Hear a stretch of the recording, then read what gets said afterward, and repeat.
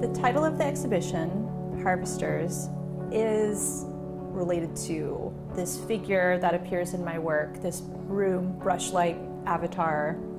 In the past I've talked about that as a gleaner, being one who goes through the field to sort of pick up the scraps after the harvest is complete, and also one who, picks through the trash or the remnants or creates new out of what remains. And it's a condition that I think a painter sort of at the dawn of the 21st century is experiencing with sort of our historical baggage and our legacies, good and bad.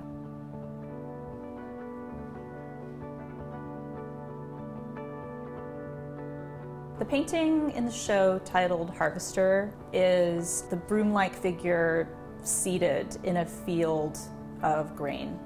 What is the bottom of the broom made of? It's made of a straw-like material. And where does straw come from? It's like a grass from a field. And how did it get there? Well, maybe it's the leftover parts, the parts that weren't usable for anything else, and that becomes the broom. And there's a connection there to how women in paintings have been really historically linked to the landscape itself and to nature, and what that has done to our sort of consciousness, nature being a construction, really, and the figure of the woman also being a construction in the history of art. There's sort of problematic connection, but also a yearning for that connection to be meaningful and sort of creating new potentialities.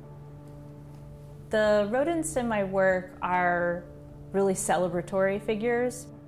They are joyously engaged in the harvest and sort of reaping the reward of the harvest. And I'm attracted to these rodent figures because I relate to being called a pest, basically, as a woman, as a person from the working class, as a role that I've constantly had to inhabit in my life, and I think a lot of people relate to that.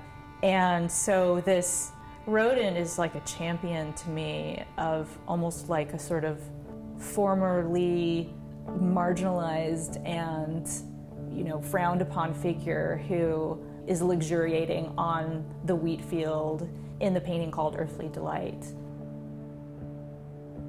Then there are quite a few smaller paintings that are sort of more harder edge, more graphic in style.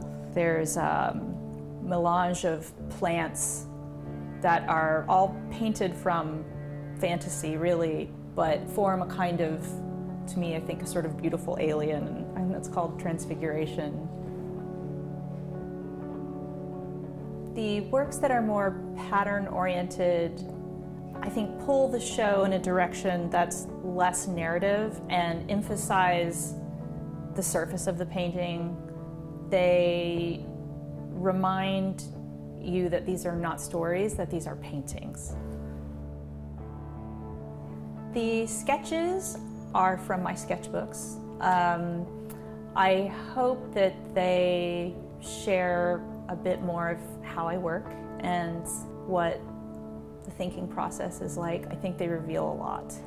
And a lot of these sketches are the first ideas for works that become larger, more significant in oil-painted form. They're very precious to me. They are the seed from which the pieces grow.